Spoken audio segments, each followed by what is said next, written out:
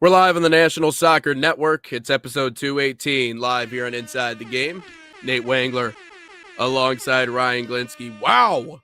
All right. Coming in hot today. Uh, Here we go, Nate Wangler and Ryan. I was looking at video, coming in. I know I had my camera turned off there for a second. I don't know if you were freaking out on the other end, like where the heck did he go? No, I'm used to it at this But point.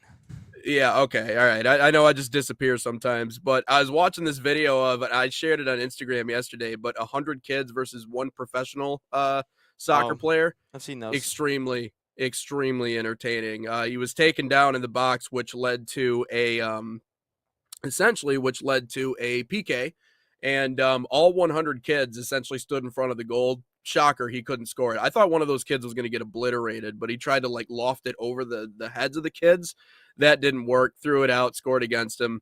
Really unfortunate. But the other thing I was thinking about this morning when it comes to, and I know that we've talked a lot about NIL and making money, especially now at the high school level with the MHSAA green lighting making money for high school athletes, NIL opportunities. If you were to go Power 5, Ryan, and you were given $4 million, or let's just start at $4 million to play your position, what are you doing with the money? Like, what's the first thing you're buying? And don't say a car. I'm given $4 million. Don't say a car.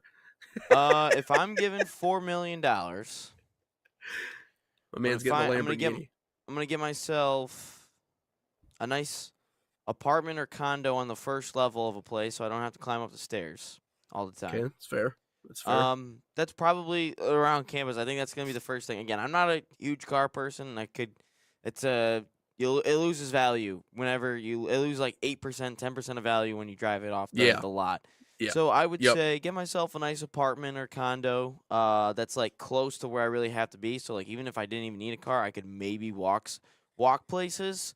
Okay. I actually did up at Central my junior year. I had a group project with one of the football players who's from LA, and he happened to be wherever his work was over the summer. He drove past Caleb Williams' penthouse when he was playing at USC. And he's like, I don't know how a college quarterback can afford that. So maybe I get myself a penthouse somewhere. Maybe I should just do that instead. I think a penthouse. But the thing is the stairs. I don't want to constantly climb up stairs with groceries and all that fun stuff. So no, I just get myself a nice little condo, nice little apartment on the first floor because I don't want to constantly walk up all those stairs. I shouldn't have said that right away. Don't say car, because getting a car is not necessarily a bad investment. Now, if you go out and you get an Aston Martin, that's probably a bad investment, right? Because you can't just like casually drive that thing around all the time. Like that can't be your go-to vehicle all the time. I mean, sometimes sure, but a good investment on that front is probably best. I would get a truck. I need a truck. Okay. Something that I can just drive in all seasons. So I'm going with a truck. And yeah, probably a nice place to live at the same exact time. What I do with the remainder of that money, I don't know. I feel like any spare income I have now, for the most part, I spend on food. For the most part, I mean, that's not a horrible way to spend money. Or I would be the face. That's what I'm saying. Or I would be the face of like a fast food company, and then just add on to the money that I already have. See, so now we're doubling our money. Yeah, I don't know. If I was just given $4 million today, it might be a car. It's pretty good chance penthouse, it might be. Apartment, condo, somewhere I can live close to. Are we saying football here or basketball? If we're an athlete, probably football, right? Because probably football. We'll go with the football. Because Britton Smith got $4 million by an SEC school to go play somewhere, but he declined that obviously. But no, I guess football. Yeah, anywhere close to the facility, if I can get. Hopefully, probably not, but hopefully, if there's a spot. Throwback to the video of Bryce Underwood whipping around Detroit in whatever vehicle he got. What did he get, a Hellcat or something? I think so. I think it was that. With his $12 million that he signed on the dotted line for. Yeah, well, let's hope it pans out for Michigan. But let's get into our soccer conversation a little bit today here on Inside the Game. First topic, the U.S. women's national team. Are they Vibes FC? They have really been playing well as of late. We just got done talking about Trinity Rodman recently and her record-breaking deal that she signed to stay in the NWSL. and then recently went out and played Chile and really took it to them. Shut them out in that game. Won. Trinity Rodman got a goal in that game. And again, Emma Hayes just continues to stockpile wins ahead of what will be the 2027 Women's World Cup immediately after the men's. So not quite getting into the area of really ramping up for that, but still just They building, have the She's building, Believe and Cup coming up. you're right. So that's the important one, at least on the horizon right now for the women's national team. But continued to be really impressed by what Emma Hayes has done. Yeah, no, this is okay. I thought you were doing the constant spiel for the rest of the show, but yeah, no, this is why I said that they were Vibes FC, because during the Chile game, actually the game before that, Rodman tried to do this and Emma Hayes had no idea what she was doing and said no, and then Emma said she was practicing, but no, hitting the sexy Dexter Lawrence dance. And the whole bench is loving it. It's already 5-0 at this point in the 69th minute. But just hitting the sexy Dexy. Love it. Absolutely love it. And that's why I said they Vibes FC, because like it's very casual approach, it feels like, with this whole team. But no, Rodman said she did it. She was very upset after the first time, and Emma Hayes didn't know what she was doing.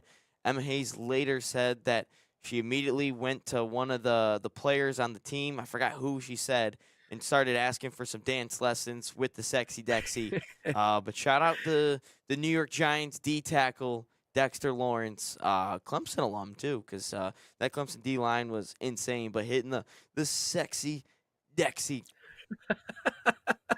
Hey, you know the dance, that boy. Uh, you know you're a good team when you already have choreographed dances like scheduled out ahead of time.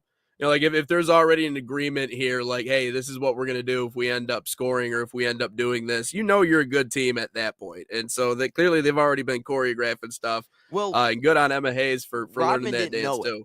Rodman didn't know she was practicing or anything. So it was Rodman went up the first So she time. tried to catch her. Yeah, so Emma Hayes this time knew that she was on. But at that point, does that become a little like, if you're choreographing dances, because we saw the Vikings defense do this last year, and then they get killed by the Lions and the Rams?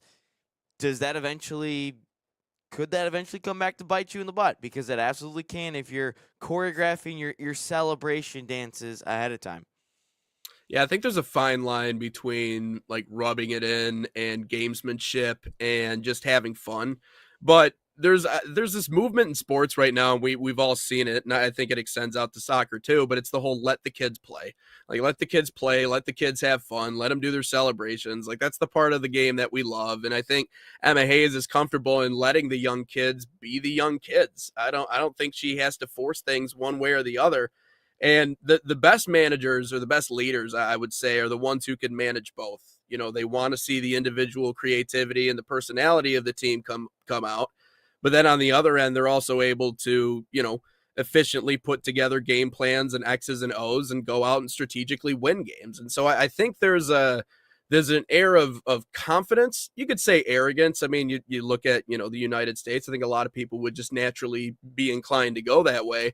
But I think this is just a product of Emma Hayes, just letting the kids play, letting the young ones have fun, be together, build that camaraderie that is on a different level in comparison to what we see on our men's national team. It's just they're so much closer and they play with each other so much more often.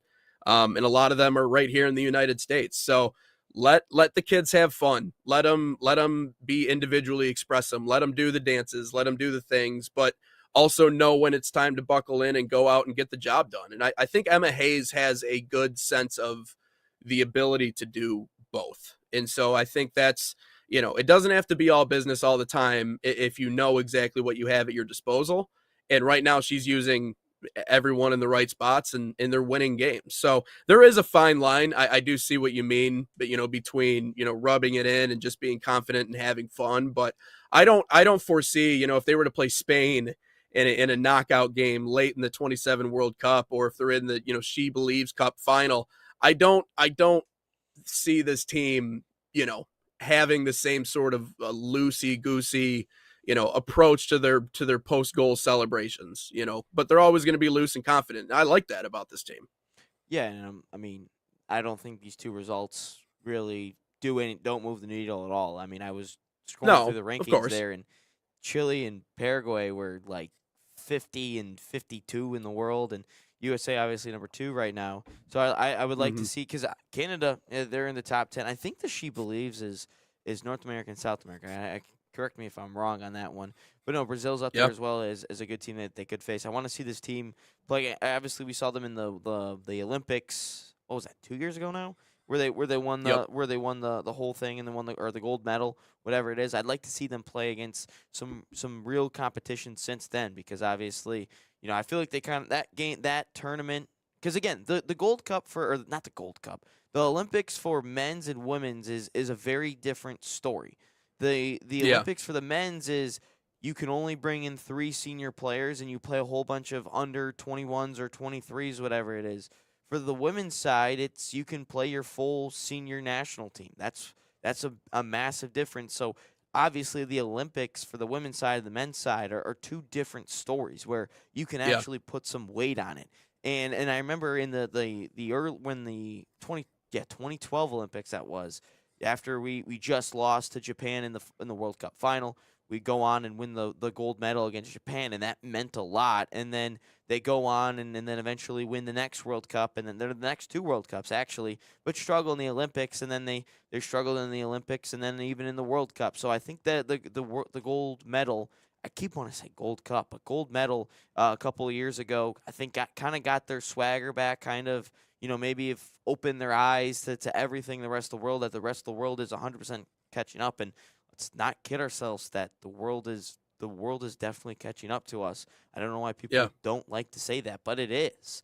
And I Hmm. think Emma Hayes is doing a really good job. I think when they're playing these bad teams, I think they are 100% able to let loose. But again, I want to see this team play against some tougher competition.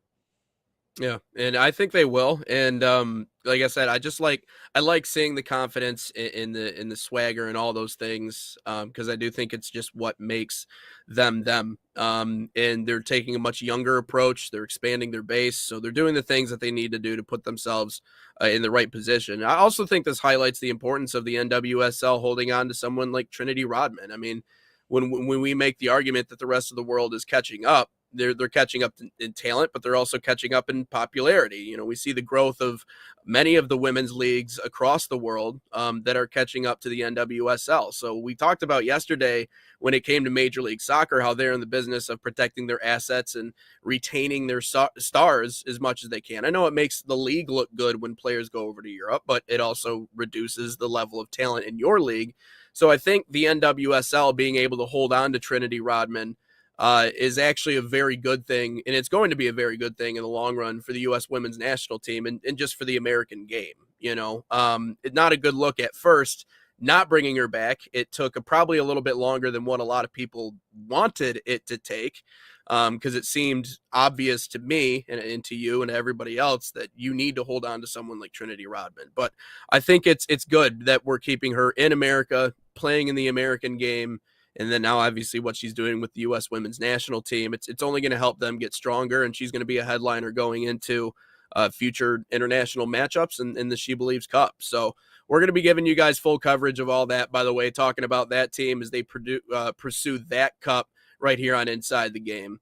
Yeah, But they don't play yeah, I till mean, I think, March, but they got some good. yeah, Canada's in the top 10, Colombia's in the top 20, and yep. then Argentina's outside the top 20, but definitely some good competition. We'll see how legit this team really is. What is the top five, out of curiosity? Who's number one? Spain? Spain, Is Spain number one? Yeah. Spain, Okay. U.S., Germany, England, and annoying ass Chloe Kelly, and then Sweden number 5. And Chloe Kelly's an What? Arsenal fan, for the people out there that don't think I have a bias towards it. She's annoying. God. The first Really? time was so You don't like nice, her we had to coverage? do it twice. Shut up. God. So annoying. God, that chick's so annoying. She's an Man, Arsenal this player, cough too. needs to. Mm, I this love the cough memes needs of to her, go too, by the away. way. She's so annoying. God. You've been making me laugh too much during these episodes, and my cough just keeps coming back up time and time again. But let's take a break here on the National Soccer Network. When we come back, we'll talk about Pellegrino Matarazzo back in the news. But very first, let's talk to you about these camps that we got coming up this summer. First, we'll tell you about FC Bayern. coming to the United States. Proud sponsor of the National Soccer Network, fostering football excellence across North America. Open to boys and girls of all skill levels. FC Bayern camps deliver elite training inspired by Bayern Munich's world-class philosophy. Select your city, start a promising soccer path, and right now save $30 on registration by using promo code BayernNSN30. That's Bayern NSN 30. You scan the QR code on your screen. Learn more at fcbayernyouth.com.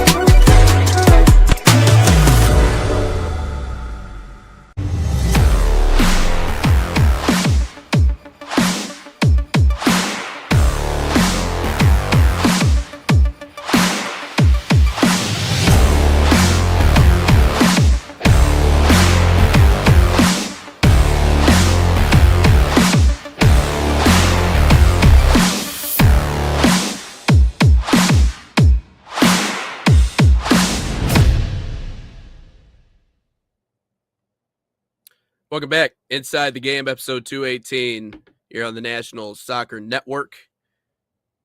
Talking about a little soccer ball today. We just got done talking about the U.S. women's national team. Shutout win over Chile. Some soccer ball. Absolutely. You're so put off by me this morning. Let's talk about Pellegrino Matarazzo, though. We can't be roasting Pat McAfee a couple weeks ago about his soccer terminology when we got people on the show calling soccer ball. We can't be having it both ways. You know, sometimes I just be poking and prodding you a little bit. You know, I like seeing your reactions to some of these things. That's what I'm trying. Okay. Yeah, I'm trying to get away from it. Can't be. It's the hockey terminology. The hockey terminology always catches up to me in the play-by-play. And that's I guess that's the beauty of just being in the play-by-play space, because you do so many different sports and so many different games. I can't tell you how many times I've said dugout accidentally on volleyball broadcasts, because volleyball is typically the first, because you do 100 baseball games during the summer and you get conditioned to say dugout every damn game. So, you know, running out of the dugout. No, they're not. It's actually a volleyball game, Nate. This is your first non-baseball game in 5 months. So, you know, it happens. You know, I also say ball game a lot, which, like, ball game doesn't really ring the same for other sports outside of baseball. Like how do you use it, though? I guess because, like, you can use ball game. Like, all right, ladies and gentlemen, we got a ball game. Just in that way. Okay, yeah, good. No, that's a good example for sure. You like can a close use that. game. You can Yeah, use it you that can way. use it. Yeah, sure. But no, I refer to the game as a ball game, you know. So like basketball would not be considered a ball game. Anyways, terminology is weird, okay? I'm growing, I'm getting better, okay? End line, touch line, the 18, you know, off the framework, okay? Like, Do you know where the touch line is? The touch line? Yeah, you know what the touch line is. Isn't it just the sidelines? Hey, thanks. There we go. There we go. Yep. Okay. Thank you. And the end line is obviously the one where it's either a goal kick or a corner kick, right? Yes. Yes. Woo! There we go. And the 18, big box thing, you know, where the goalie is. Yeah. Yes. Yeah. What's the little box inside the 18? The crease. Oh gosh. That'd be the 6-yard box. That'd be the 6. Which I don't understand. Which I don't understand why there's a box inside the box. Never understood that. Maybe it looks cooler, I guess, but I never understood that. There's Maybe there's never. a I'll find a reason. AI can Well, tell the us something. doesn't it have to do well? No, because the goalie can't come off his line for a PK. So like, is it just for like people lining up on like set like corner kicks or something? Like you can't be inside that Oh, it's for 6 yard goal it's box. for goal kick specifically. Yeah, I never like actually. I guess that makes sense. Oh, then indirect Oh, free kicks. Okay, that too. Okay, gotcha. so I got a question. Why don't more players? And I know we're getting off track here. Why don't more players like pressure goalies on like goal kicks? Like try to like get in their way or like interrupt them when they're like Well, gonna like send the ball downfield in like a deep kick or whatever. I Like why so does I mean I guess retreating would put you in better position to not be like out of position or like overly aggressive, but like so why? you're asking on a goal kick restart why people don't pressure the ball. Is that what you're asking? Yeah, or like when a goalkeeper will like rugby punt it out past the midfield stripe Well, you have to allow the goalkeeper to punt the space. ball. You have to allow them to punt because if you don't allow them to punt, it's a yellow card. And then Oh, on a okay. goal kick restart, you're not allowed in the box on a goal kick restart. Once if they play the ball short to someone in the box, like a defender of theirs or teammate of theirs, yes, you can immediately start pressuring that. When the ball is on the 6 yard line, to not allow as a restart, you cannot go in the box. So that is why there's no pressure Mm, there. But no, you okay. can't. You have to allow them to punt. It's basically like football, except no 15-yard penalty for running or roughing, 5 yard penalty or 15-yard penalty for roughing or running into the kicker. Mm, okay. All right. Yeah. All right. That makes sense. Um. Through ball. I've learned about through balls. Good build. Yeah. So anyways, yeah, I'm getting there, Ryan. All right, slowly but surely, I'm getting there. Hell yeah. But let's talk about the next one on this list. Pellegrino Matarazzo wins La Liga Coach of the Month. Not a lot of people talking about it, or so it looks like, but ended up taking home Manager of the Month. Ryan, you put at the end of this talking point that not a lot of people are talking about it. Why do you think that is? Because he doesn't have MLS ties. Like if you look at all of his coaching ties, Matarazzo has a whole bunch of Germany ties, a whole bunch of Italy ties, and now obviously Spain. But if you look at the teams he's managed, Hoffenheim, Stuttgart, there's another one in there I'm blanking on. But then obviously now you have Real Sociedad, which right now he's got 4 wins, 1 draw. I guess you could count maybe 3 wins, 2 draws because one of them was in a cup game, but he won in a penalty shootout. So obviously you count that as a win. But that one draw, that lone draw was to Atletico Madrid. Good point, good result.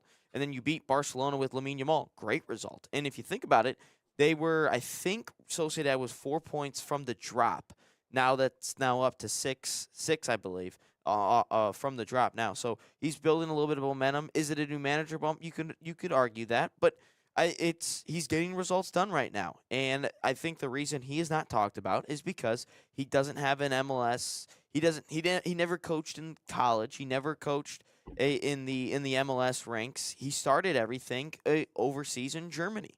He tried to make. I know he graduated from university here and then went overseas to play a semi-pro professional career, whatever it was in Italy, and then he just started coaching there. So he stayed everything he's done in terms of a professional soccer standpoint, whether that's coaching or playing, it's all been overseas. Obviously, he was born in New Jersey, so he is an American, but everything's been outside of that. So I believe that if Matarazzo decided to not go overseas, maybe play a little bit professionally in the MLS, or actually I don't even know if the MLS existed when he was doing all that fun stuff. But if he started coaching for the LAFC or the LA Galaxy or the New York Red Bulls or something, especially at the youth level and eventually making his way up, I think he 100% gets talked about a lot more. And like look at Jesse Marsh for example. He's talked about all the time, and he coached at the New York Red Bulls, and ultimately going overseas and doing his thing now, the manager of Canada. Jesse Marsh is mentioned so many times, but Pellegrino Matarazzo is doing a phenomenal job with Real Sociedad right now, and the only reason he is not talked about is because of his path. And I think a lot of the media likes to talk about their own guys, like at Detroit for example. We always like our own guys. We don't like to branch out a little bit. So you're not going to talk about your own guys, and I think that's 100% not. I think that's the reason why he's not talked about. But he's doing a phenomenal job. So I don't understand why he's not talked about when you're getting the results. I don't understand why it's not talked about. I think if he somehow managed the U.S. men's national team prior to this, I think it would have been talked about. But for some reason, he didn't do anything in the U.S. I mean, that's not a wrong pathway, but he didn't do anything in the U.S., and I think that he should be talked about, and he's not. He should at least be noticed, and I mean that's the Yeah. benefit of having shows like ours. That's the benefit of having some of these other pages. I follow U.S. Men's National Team only on X. A couple of other pages that are based American based, but obviously they talk about the influence of people that were born here in the U.S. that have made their biggest impact elsewhere. A player comparison that comes to my mind is Flo Balogun. I mean, he was born here in the U.S., but what, he was 2, 3 years old when his family moved overseas. And then obviously it kind of grew up in the French school of thought, but, has made waves over in Europe. There's a lot of players that were born here, a lot of American influence that they were born here in the United States, but they've made their move elsewhere. They've developed elsewhere in other schools of thought, and he's another example of that. But just because the media, the mass media doesn't necessarily pick it up and you're not seeing it everywhere, that's why shows like these are important, because we're going to give someone like that the platform and the recognition that they deserve and everything that you just described. And everywhere that he's gone, the club has number one, they've established a cultural identity, but number two, they've won. Everywhere he's gone, he's made a positive impact in every single stop along the way after getting that early development. He's a brilliant soccer mind. And my thing is if the United States has not already looked into him potentially coming back and being a They part of have. this, they have. Maybe he just doesn't, maybe it doesn't sit well with them that he doesn't have, number one, any interest in doing it. And it very well could be that he doesn't have any interest in doing that in the future, that it's just not something that's on his radar right now. And so, there could be a sense of not disrespect, but almost like you're not one of us. And so that could play into why the bigger outlets just don't necessarily want to talk about it or focus on it. Obviously it's a cool thing to have. It is only 1 month. There's still a lot left to be decided, but the truth is that if he doesn't have any interest in coming back to the United States or being a part of this or really investing at all in USA soccer, that probably just doesn't sit well with them. That would be my thought. But not to say he doesn't deserve recognition, because like I've said, everywhere, every stop he's been, they've won. And this is just the latest example of that. Yeah, so he was offered the job and he turned it down to stay at Hoffenheim. Look, the guy's still 48, so he's got a long ways to go, and we already talked about it. Yeah. Pochettino's gone this year. He's gone at some point. Even if we somehow win the World Cup, he's gone regardless. We all know this. Pochettino was brought here to manage us in the World Cup, get everything kind of stabilized. I think Pochettino has kind of been the bridge. He'll be the bridge manager for this. I think between Berhalter and he'll be the bridge, get us in the World Cup, and then which it's a little bad to say if you really think about it that we have a bridge manager managing us in the probably the most important World Cup, most important year of our entire existence. But Yeah. Matarazzo is a manager. I mean, you can even throw Jesse Marsh. I think those two are managers that could eventually manage the USA at some point in time. It won't be for a while, and I don't even know if they would take the job. I mean, Marsh obviously still with Canada, regardless of what he does. But I don't even think Matarazzo Yeah. would take the job this year, depending on how everything goes with Sociedad. I think the only way Matarazzo takes this job is if he doesn't have one at the current time, and I think you need both things to align. That there's a job opening and he Yeah. doesn't have it, and I can't hate on it that the fact that he said no and wanted to focus on a pro or a club managerial career. I can't knock that. I mean, the guy has a plan, and maybe he likes just being a club manager rather than an international manager, because we talked about the differences. The international manager, you kind of have only like five or six real opportunities to prove yourself a year. Whereas as a club manager, maybe he wants to have that little bit more control, have a say in things on a day-to-day basis constantly, because you're playing 9, 10 months out of the year. So you're excuse me, you're given more opportunity to really showcase what you can do. But no, I really hope that this does not become a new manager bump for Sociedad. It's a good club. They lost a couple of players over the recent years. Shout out Martin Zubimendi, absolute dog. But no, I hope that he continues this thing going, because the more that we can get these managers, as important as it is for these American players to dominate over in Europe, I think it's as equally as important as we get a couple of managers here and there to start doing their thing over in Europe as well. To shout out Jesse Marsh and shout out Pellegrino Matarazzo. Yeah, and I mean the other thing that you mentioned is job security. I mean that's something that I think a lot of people take into account when they make these decisions. He probably feels a little more secure in his club role than he would feel in leading the U.S. men's national team, just because again it is a situation that is constantly evolving, constantly moving. It's a club that has underperformed on the biggest stages of the world, and so the amount of immense pressure that you have as a manager to win with this team, and again, in getting limited opportunities, as you mentioned, all of that, all of that plays a role. All that plays into making that decision. So I think it's something that was probably seriously weighing on his mind. When you talk about Jesse Marsh, I don't think Jesse Marsh is. I think Jesse Marsh is a little bitter that he didn't get the job in the first place. So I don't Yeah, see him coming back from Canada and coaching the U.S. men's national team, especially if the Canadians find a way to have a relative level of success in the World they Cup. I think they sucked in love the him up last there, one, and that's for sure. I mean, he's from Michigan, so I mean, he was nearly there anyways. So I think he likes his spot. I mean, I sensed a certain level of bitterness from him, especially going back to those matchups of us playing them. Mostly because the U.S. men's national team or USA Soccer, I don't know if they really gave him a fair shake during the interview process, and I still think he should have been the guy. I love what Pochettino's done lately, but I still think in hindsight he should have been the guy. But either way, I don't necessarily see him coming back and taking it. But job security is another thing. There's a lot of pressure on the shoulders of American managers to do something, because Americans expect a winner. We Yeah, I would expect a agree. winner.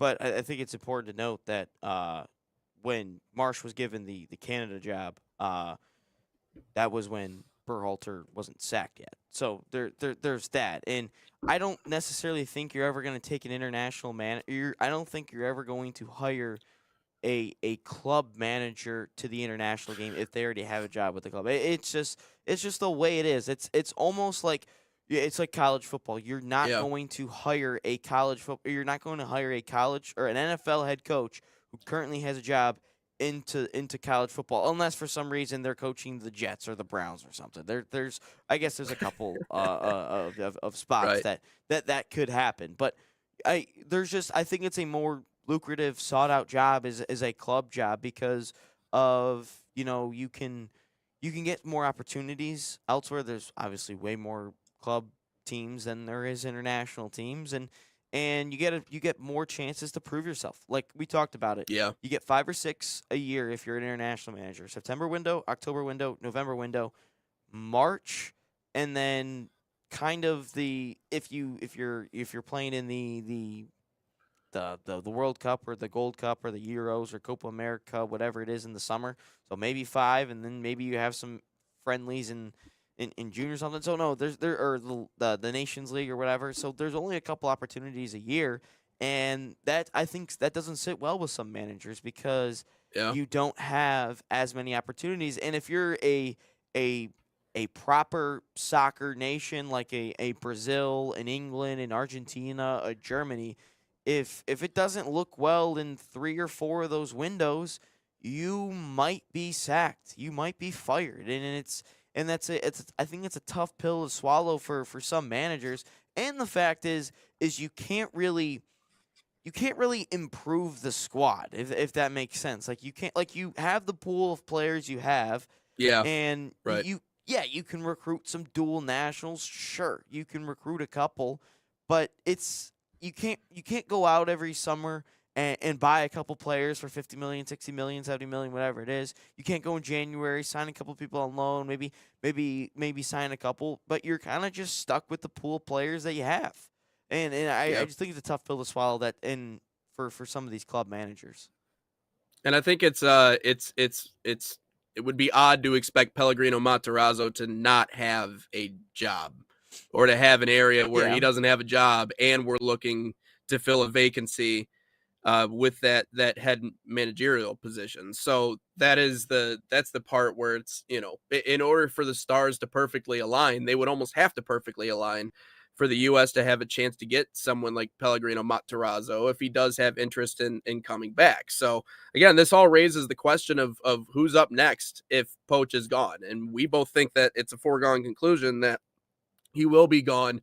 It's just a matter of time, right? Even if we do Yeah. succeed in the World Cup, I think it would be a shock to the system of soccer fans here in the United States and really abroad too, if he were to stick around for the long haul. It just doesn't he doesn't seem like a long haul manager. It's very clear that US soccer made this decision with the intention of trying to win now, trying to take advantage of 2026 and obviously what happens the next 4 years. After that, we can figure out when we get there. I'd say I don't necessarily. I get what you're saying with the win now. I get that, but I mean, we're not going to win anything if that makes any sense. Like I think if we look at it, Pochettino's not going to have won anything. Like you look at the Nations League last year, you look at the Gold Cup this year, and obviously he's not going to win the World Cup. The sole purpose, I think, of why Pochettino is here, I think the reason Pochettino was hired is so we don't get embarrassed at the World Mm, Cup because we don't mm, want a repeat of what happened at Copa America where we get grouped. We lose to a Panama at home because Tim Weah decided to punch a dude. We'd lose to Uruguay at home and we get grouped. Like the whole yeah, Uruguay game for Berhalter was to save his job. He didn't get it done. And you can argue why it was even brought back in the second in the first place. yeah, You can argue that, but I think the whole reason why Pochettino is here is so we don't get embarrassed. Obviously, the goal is to win a World Cup. That's for every team, and that's going into the World Cup. But you have to yeah, have at some point as a fan, you have to have some real expectations that we aren't going to win the World Cup. Look, my expectation for this team right now get to a quarterfinal, and I think that's successful because there is a 100% pathway we can get to a quarterfinal, and it's an easier path. But it all starts with yeah, topping the group because you play a third place team in the round of 32 if you top the group, and then you play in the round of 16 the winner of like one of the weaker groups in first place. So there's 100% a pathway that you can get to a quarterfinals without even really playing anybody. And whether you can say that's rigged or not, that's up to you.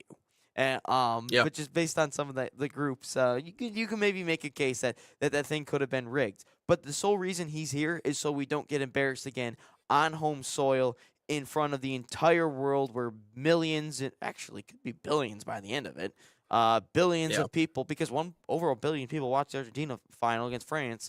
So billions of people watch it. So Wild. what does the rest of the world want to see? They want to see America embarrassed in front of everybody, especially in sports. And what's the one sport that we are very vulnerable at, and especially we can get embarrassed of? The world's game, soccer. And that's what a lot of people want to see. Well done. Yeah, that's great, man. I love it. Hey, they've given the U.S. every single potential leg up that they can with the cup draw, with everything They that we've have. seen. I don't know if I would necessarily say rigged. I love my conspiracies, and I Everyone loves also their love it when conspiracies. it helps out my team. But they've given them every single potential advantage that they could ask for, and so we'll see how it plays out here for the U.S. We'll step aside. One last segment coming up here in hour one.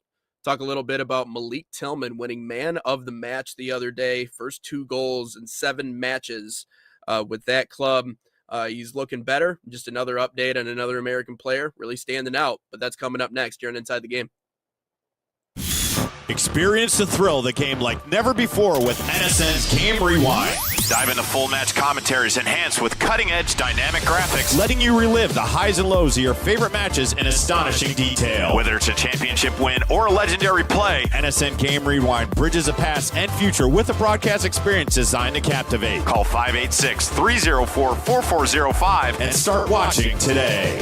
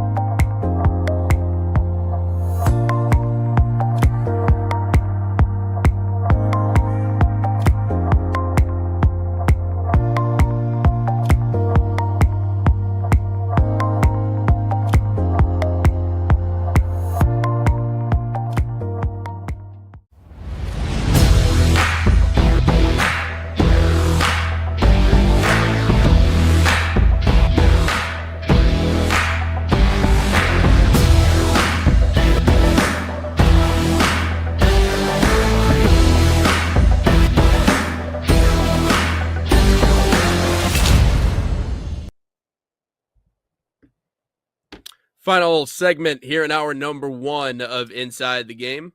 We're back in here on the National Soccer Network talking a little bit. I know we do our overseas overviews sometimes. Wanted to talk about one player specifically. That's Malik Tillman, who got man of the match the other day for his squad. He's been looking really good. Had 2 goals in the first half of that game. He's playing for Leverkusen, but 2 goals in 7 matches for that squad.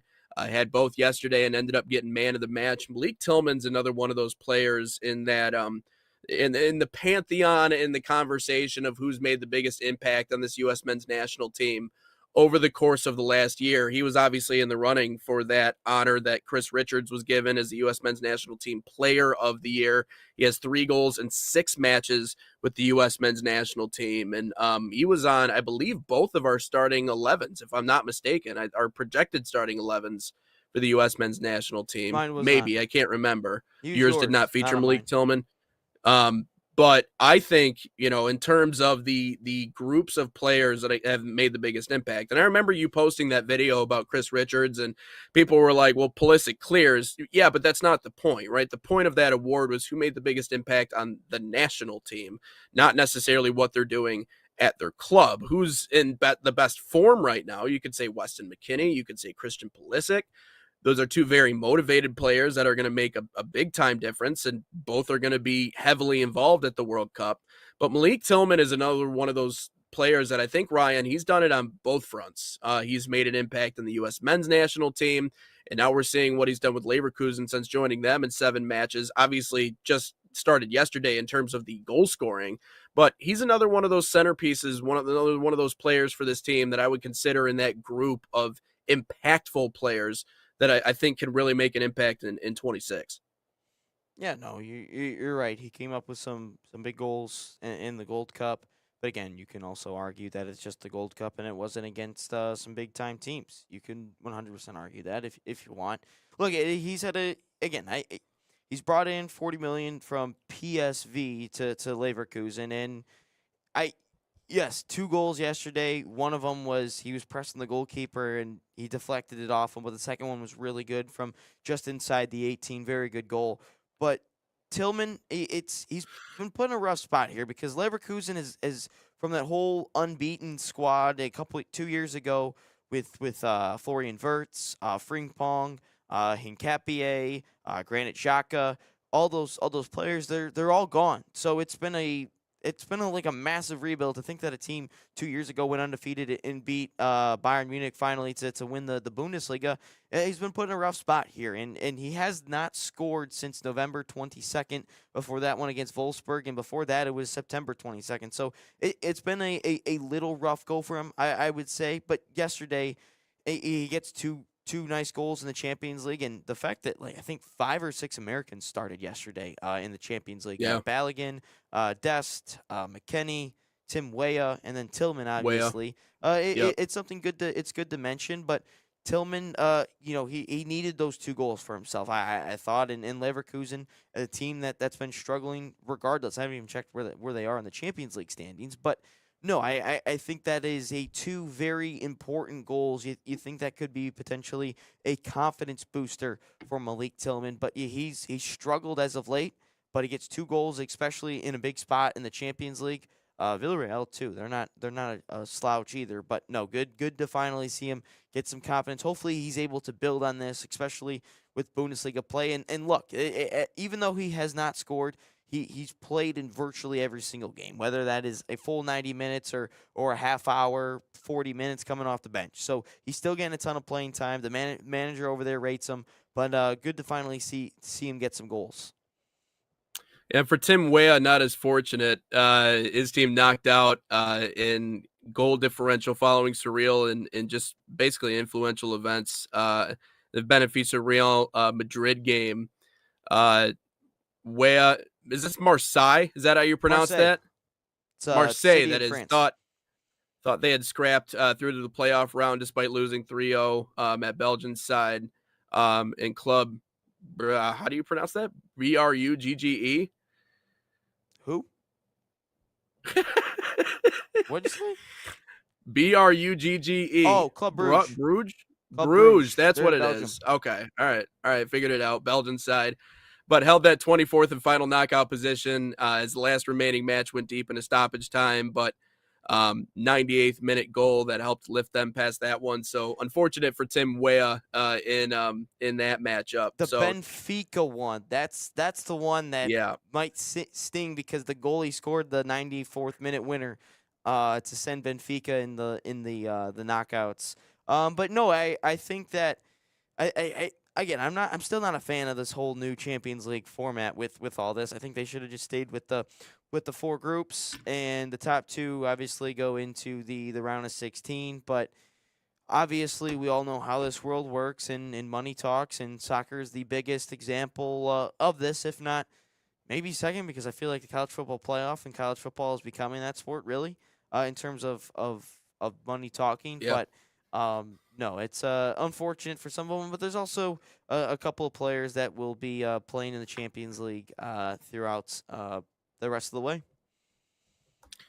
Looking at the upcoming schedule for the U.S. men's national team at Belgium, that one coming up later on in March. So that's the 28th for them. Obviously booked Senegal, as we talked about. That's in May the 31st. March the 31st, though, they got Portugal. So big international windows. And so we're going to do a lot of talking about, how they're performing leading up to it, kind of look across the way at how our boys are performing overseas. But good little stretch yesterday for Malik Tillman. And I know you talked about how it's really been a cold stretch for him, but hopefully that's a sign of him turning things around in the right direction. Got about 12 minutes left here in our first hour of the show. Anything else you wanted to work in, Ryan? Yeah. So one thing that's going on at the National Soccer Network, and we've got a couple of these already, is if you're a senior that is playing the game of soccer right now, we have a NSN senior spotlight going on. This is our first one with Callum Ewing. He's like down South Georgia area, somewhere in there. Basically, if you send some information, you can check out more information on the National Soccer Network /Senior Spotlight. You'd be shown on all of our broadcasts. Just about what high school you're going to. Maybe you committed somewhere for school, but showing a little bit of love for all that. Maybe we can even show you on the show in anything cool like that. Also, I think there's something with the digital magazine you'd be put on too. But no, this is where you can you can showcase some of your senior spotlights. This is the first one that we've officially made.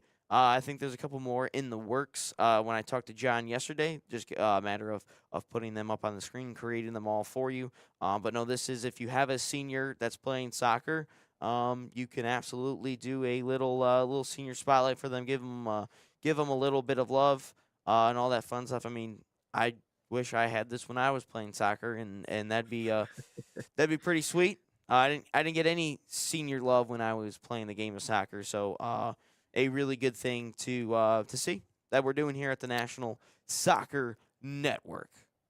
And we've done a lot of work in the state of Michigan in that regard. I know we've spotlighted and highlighted a lot of high school athletes around this area, the first ever do an award show in the state of Michigan, and now obviously branching out to a national platform the way we have this past year really kind of opens us up to the opportunities across the country. And this is a network that continues to grow day in and day out. And so as we continue to add more people, think of it this way, you're almost a pioneer in this way. If you're one of the first features, if you're one of the first spotlights on our platform, we're continuing to build this thing, and we're going to continue to add more.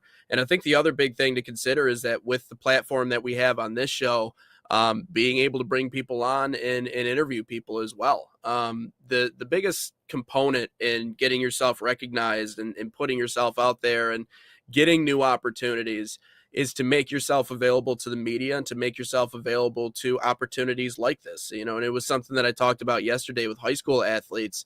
The best way to show off your stuff, the best way to be noticed is to get yourself noticed and to put yourself in a position to be noticed. And so that's what we're doing with these senior spotlights. That's what we're giving. We're giving you a platform to not only show off your playing abilities, but everything else that makes you great. And I know Ryan and I have had conversations about who we're going to have on this show moving forward. We got some exciting prospects in terms of interviews. I know Ryan's been reaching out to a few people, and we're obviously putting that list together. But if you want an opportunity to use this platform to talk about your journey, to use this platform to talk about your story coming up in the American soccer ranks, that's what adds to our network and it adds to our show. I very much enjoy sitting here and just talking with Ryan for 2 hours every morning. It's one of my favorite things to do.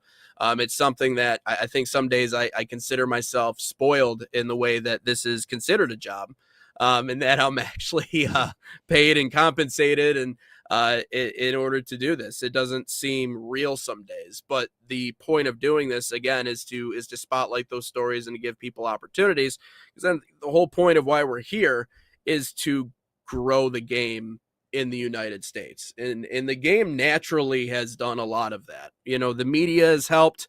It seems like there's more of a focus on soccer. You're going to see that those efforts increase as we get closer to the World Cup, because of so many business opportunities, and just the economic impact of what the World Cup is going to bring to the United States is massive. So of course the media is going to pay attention. Of course they're going to lock in and give soccer a platform. But the way that we're doing it, kind of like we talked about with how the USL is from a grassroots perspective. Like, we are doing this from the bottom up, and then not to call high school ball the bottom, because it's not. And there are a lot of great players that are going to go on to do great things.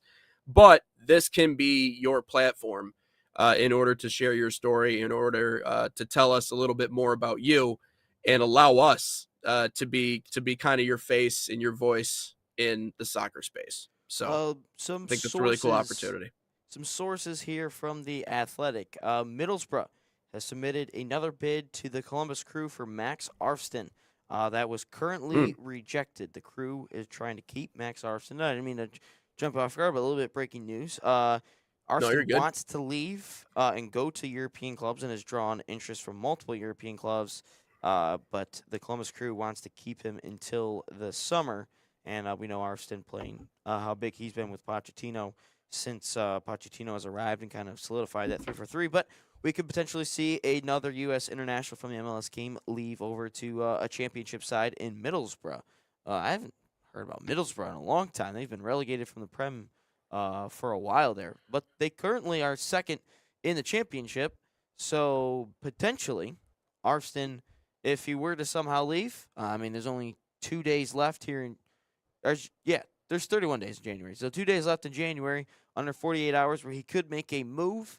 So we could potentially maybe see him in the Premier League if he makes that move, and then eventually could get promoted with Middlesbrough into the Prem. So a good little tidbit there. And then also 2 Americans playing today in Europa League, Austin Trusty and Tanner Tessman. So it's not even just the Champions League. It is also the Europa League where these kids are starting.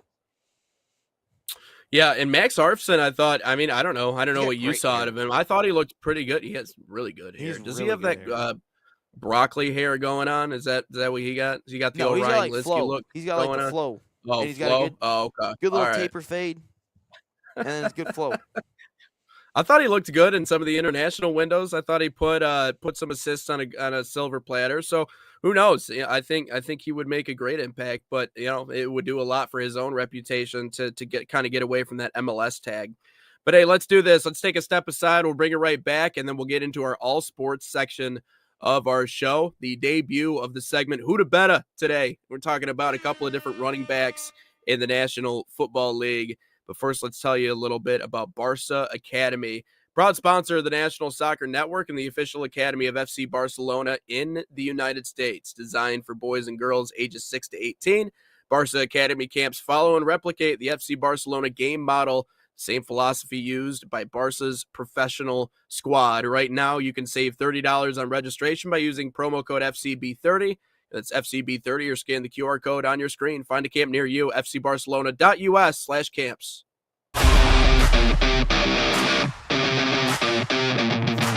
In Barca camp, I see my son grown on and off of the field.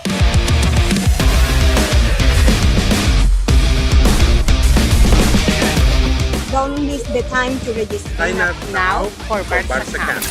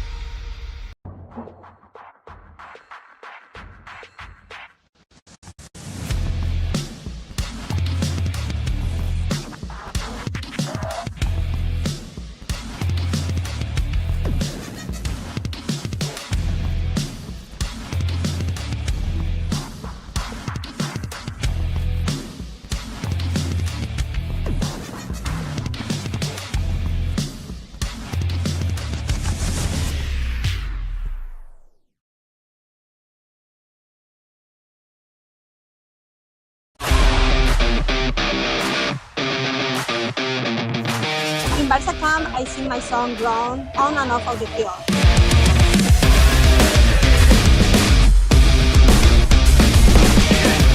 Don't miss the time to register. Sign up now for Barca Camp.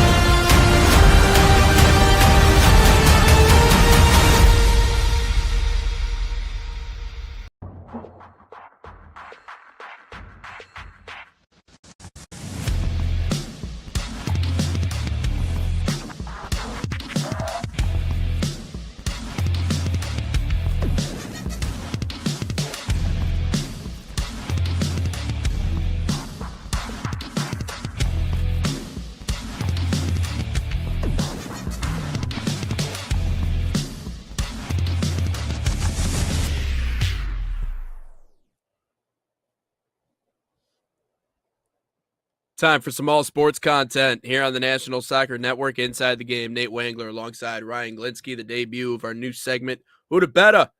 Ryan, lay it out for us. Who to Betta? We're going to take once a week. Today's Thursday, right? Yeah, we're going to take it every Thursday. We're going to take two players from the same sport, similar position. We're not talking LeBron, Jordan. We're not talking Ronaldo, Messi. That's boring. We're going to take some good comparisons, different sports. Honestly, we could do this in the soccer segment. We could do soccer here. We could do basketball, football, NHL, anything. But we're going to start off with some football here today. And who to Betta? Jahmyr Gibbs or Bijan Robinson? I think these two are a very good comparison in terms of running back styles. But we'll take a gander at some of their stats. Jahmyr Gibbs in 2025, 1,200 rushing yards, 5 yards a carry, 13 touchdowns, 600 receiving yards, 5 touchdowns receiving. The Lions' offensive line this past year, 12th.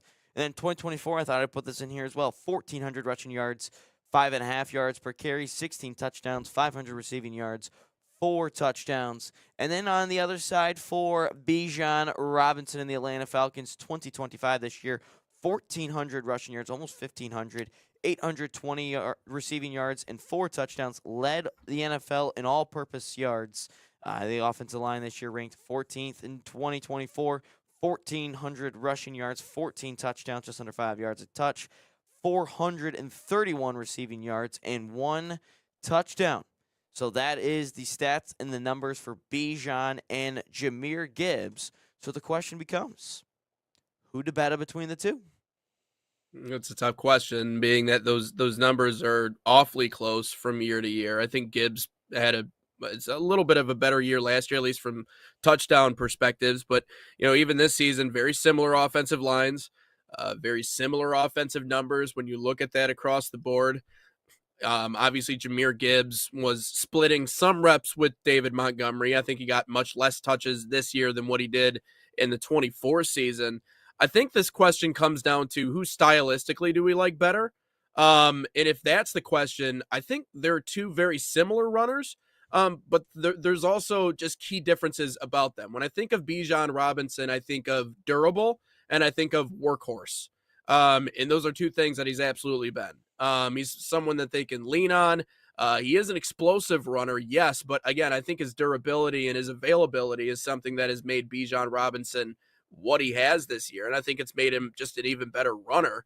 But stylistically, you look at Jahmyr Gibbs, I think he's more of an explosive runner than Bijan Robinson is. I think in terms of speed, I think his initial quickness, his first step, I wouldn't say he's not as durable, but obviously he's had the benefit of having David Montgomery behind him. But Bijan Robinson, Jahmyr Gibbs, again, just two different styles, two different ways of looking at those guys. But again, very similar numbers as you had up on the screen. If you were to just give me the choice, choose one, I still think I'm going Jahmyr Gibbs, but I think it's close. It's 1A and 1B in my mind. Like, in terms of elite, it's 1A and 1B with the two. But if I'm going to give the edge to one of those guys, I think Jahmyr Gibbs might be the slightly more explosive runner who can create plays, even despite maybe having a middle-of-the-road offensive line. And we saw that a lot from him this last year. So I'm going to go Jahmyr Gibbs, but not by a lot. I think it's close. If you were to ask me this question last year, I'd go Jahmyr Gibbs. But I'm going Bijan Robinson this year. I think that you lead the NFL in all-purpose yards. I imagine that's got to carry a little bit of weight. But the only reason I put 2024 stats in there was because to just see, maybe the growth and some of that. Look at the touchdown numbers for Bijan aren't great. Only 7 rushing touchdowns this year. But that's also the Falcons' offense. The Falcons' offense was disjointed a ton. They were mixing in different quarterbacks. Kirk Cousins, who, God, is he annoying. And then Michael Penix Jr. That's not even a Michigan State thing. I just think he's got an annoying voice. Like, Kirk Cousins just pisses me off. I don't know why he constantly gets put in the QB like Netflix documentary. Like, I skip his parts because of how Kirk O'Chains? Huh? With his shirt off and his chain? Come on. Like, no, it's not that. It's just I find his voice very annoying. Like, it's just he's just talking about a whole bunch of nothing.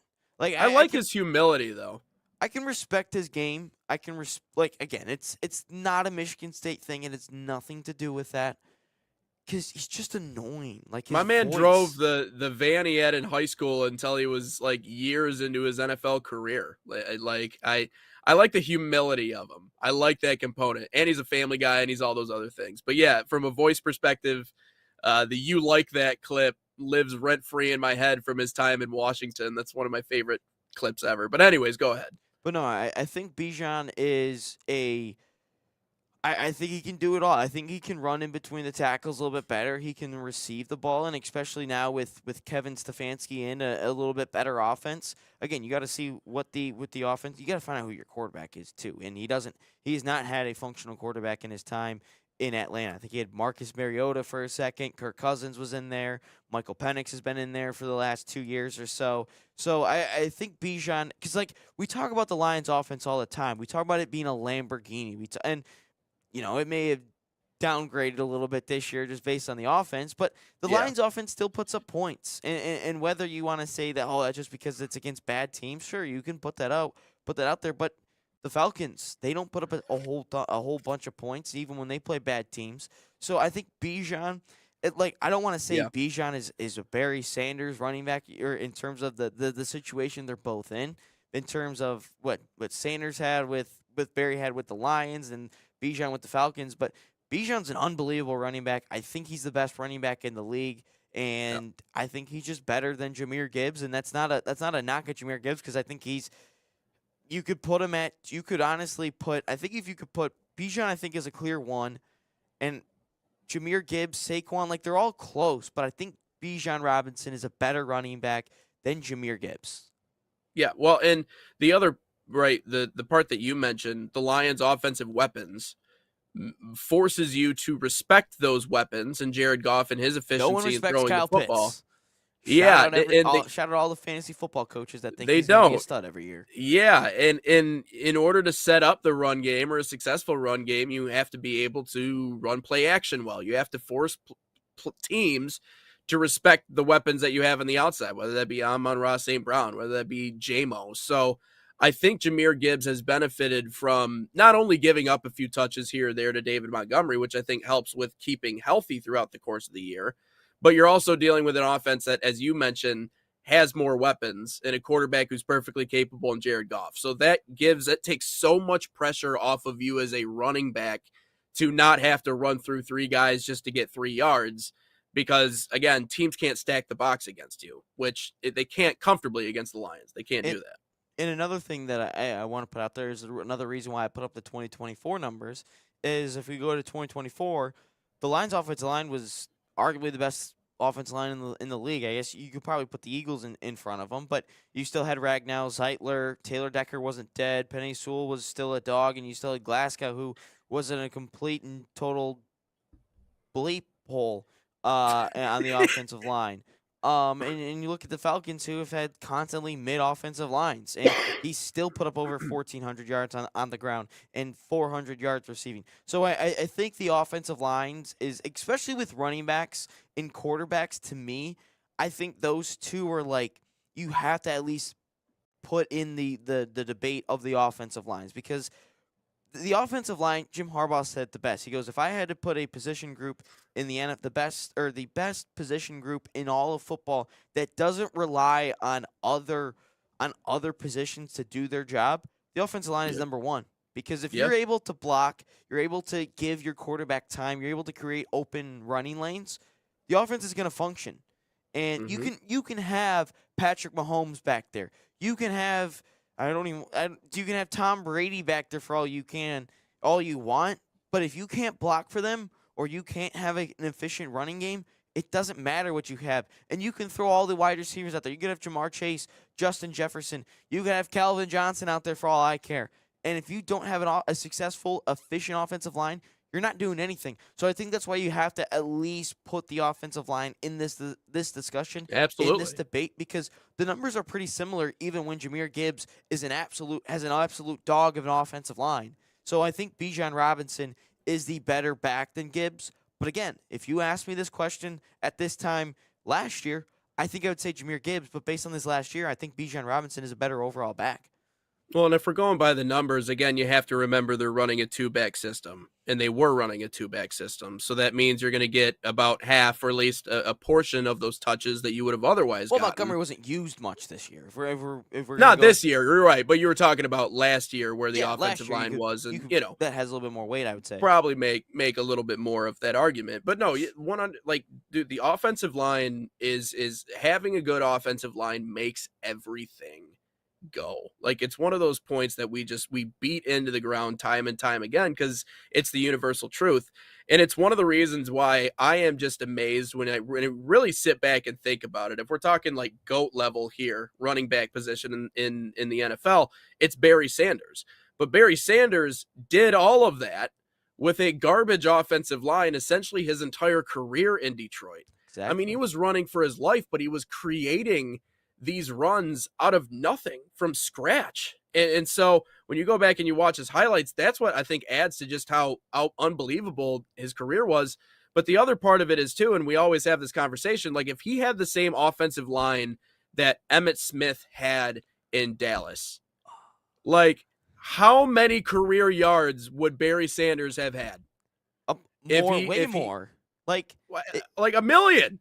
Like if Barry Sanders was on a functional organization and had a functional offensive line, even if it's like the middle of the pack offensive line, he blows Emmitt Smith out. And that's why I don't like Emmitt Smith's better than Barry Sanders because of he has the all. No, it's not. You also got to look at Emmitt Smith's team. Arguably one of the best offensive lines of all time. You had Troy Aikman, who, mind you, the Cowboys lost the Lions in the playoffs. That was like our last playoff win up until the Rams a couple of years ago and the Bucs a couple of years ago. And you still had Michael Irvin out there. You had so many dogs all over the place. Yeah. And Emmitt Smith was just the product of an elite team and an elite offensive line. And that's not a knock on the guy. You can't just fault him because he was drafted by a great organization at the time. Now it's a different story with the Cowboys. But at the time, you were put in a great spot. It's not his fault he got drafted there. It's not his fault that, other teams passed on him. Would Emmitt Smith have been still a solid running back even if he wasn't put on the Cowboys? Yeah, I believe so. I think he still would have been a really good back, but he's not the greatest running back of all time. Walter Payton's better than him. Barry's better than him. Heck, let's put Bijan Robinson. I'm just kidding. We can't put Bijan Robinson. But could you argue Saquon Barkley? I mean, maybe. I mean, Saquon Barkley had no offensive line and no offense in his first handful of years with the Giants. You put him with arguably the best offensive line in the Eagles in 1 year. He has one of the best running back seasons ever. And he wins a damn Super Bowl. So, no, I hate the whole Emmitt Smith, like, he did this, he did that, like, his offensive line was so good, all this. or he was so good. He's such a tough, physical runner. Yeah, he showed up in some spots, but you know what? When you have that type of an offensive line, you have that type of quarterback, and you have the weapons on the outside that people have to respect, it's so much easier. That's why these GOAT conversations are always tough, especially in the sport of football, because it is really like the ultimate team sport in my mind. And I know I'm a little biased because I played once upon a time, but like there's so many different players that have to do their jobs well in order to make everybody else around them play better. The offensive line obviously being the biggest of which. And so, no, you laid out a good conversation for Bijan Robinson. I think it's close, obviously, as we've talked about. But no, the offensive line makes all the difference in the world. But unfortunately, for the GOATs, like the conversation of who was around them is always going to it's this weird dichotomy because you're going to win more with great players around you. You're not going to win nearly as much with bad players around you. But when we look back at history and we start making comparisons, then those types of things come up and we consider, well, what was the team? Who was the group? Who was around them?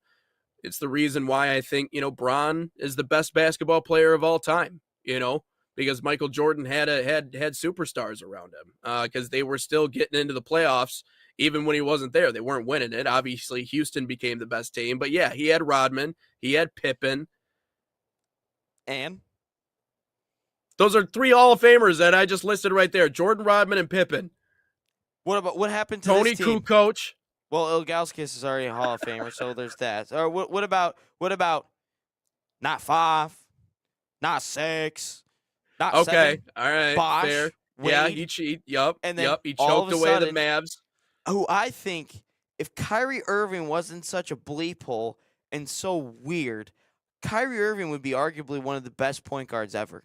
But he's such a bleep hole and so weird that Can't stay healthy either. Exactly. So, but Kyrie, he is kind of Kyrie, he's kind of a douche. K-Love, AD, the legendary Bronny James, like.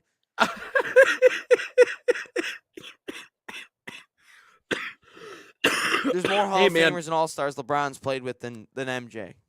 Bryce is going to be a lot better than Bronny. Count my words. Play at Arizona. Just sitting there. Bryce?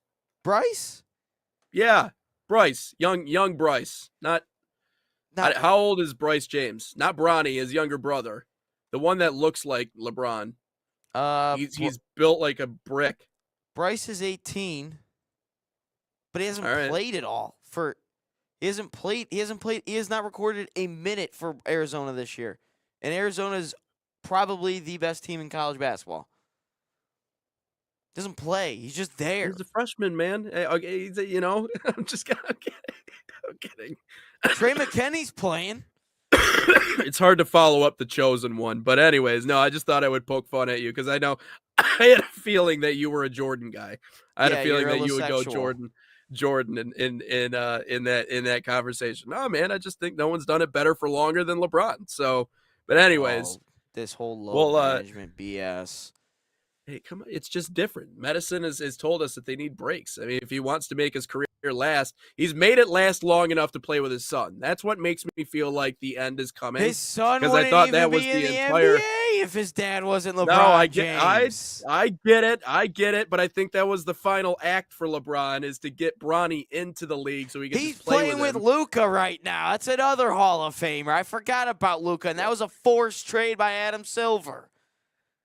He's also like 48 million years old, Ryan, and still playing. I mean, and producing, mind you, at his age. It's anyways. Yeah, I know the game's changed. It's a foul. There's free throws and gather steps and Euros that didn't exist. And man, sure. Man. Hey, when you sound like my father right now. When you lose a finals to JJ Barea, Jason Terry, and Dirk Nowitzki, when your team is Chris Bosh, Dwayne Wade, and LeBron, and you score 6 points in a finals game, yeah, you can't talk to me. But 3-run comeback. Well, Draymond Green Dirk, being suspended. The block's overrated. Don't disrespect Dirk, man. Dirk, that was the most legendary That's the only guy on the team. NBA Finals run of all time. That was the only kid on the team. No, I get it. You can't lose to a white point guard named JJ Barea. And Hey, Jason Perea was Terry. the truth back in the day. Oh, and Jason Terry was pretty damn good. And the reason why the Mavs were so pissed off in that series is because LeBron had to cough and make fun of Dirk, and then all of a sudden it pissed everybody off because LeBron thought he was sweet. Also, mind you, LeBron has to leave different areas to go win stuff. Just saying.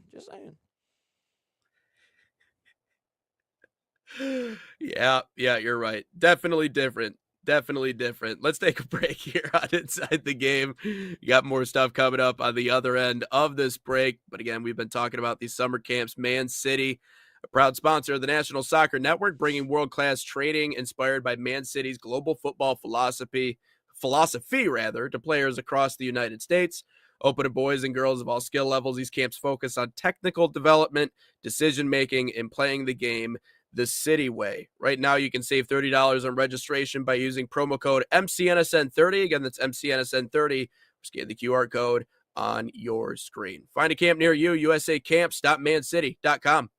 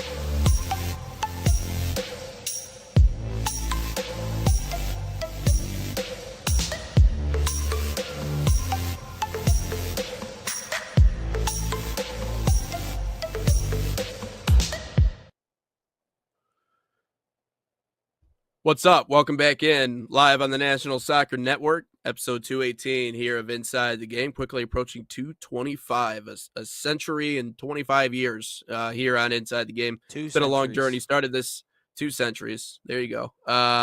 Started this for 200? Like how there's a century for 100? Is there one for 200? Outside of 2 centuries, I'm trying to think. Did I say decades, by the way? I got that wrong. Definitely not 2 decades. Bicentennial. Okay. Yeah, all right. 2 decades would be 20 years, Nate. It's a little different than 200. Well, but no, I plan on doing this for 200 years. So I hope you're ready to. Bicentennial. Should have known that. I hope you're ready to run this show for the next 200 years. So I imagine 300 would be tricentennial? Yeah. Look at us. Look at us learning today. Teaching the youth. All right. Heck yeah. All right.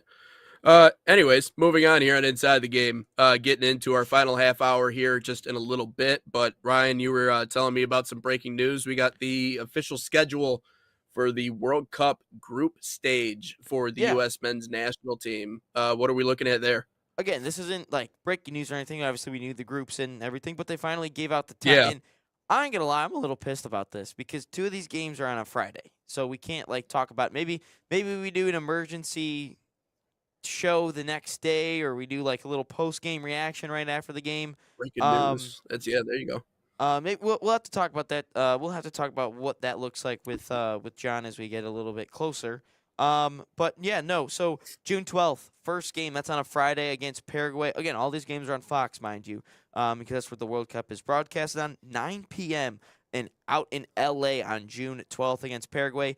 Then the following Friday on June 19th, they'll be out west again on Seattle, Washington at 3 p.m. against Australia. So If you guys want to head out to a bar during the middle of the day, skip work, that's exactly what you do. So you're gonna have a little March Madness just going on in the summer. And then on the next Thursday in June 25th, jeez, God, 10 p.m. Oh my goodness, what do they think I am? 10 p.m. to play against that UEFA Path C team. Whether that's I always just assume it's gonna be Turkey at this point. They're the best team, but come on with these times. Jeez. I mean, I get it. Yeah. So, like, I don't know if you've ever noticed this, Nate, but the U.S., when it comes to scheduling teams, what happens when they play Mexico? Oh, they play them in the northern part of the country. Oh, when they play Canada, where they play them? In the southern part of the country. So now we look at it, they're playing Australia, which based on where they're located, you'd think it'd be a little bit closer, but they're playing at 3 p.m. So really, at that time, they're playing at like, gosh, maybe like 10 or that feels like 10 or 11 p.m. for them. Then you think of one of those European teams, they're playing at 10. That's gonna feel like 3 in the morning.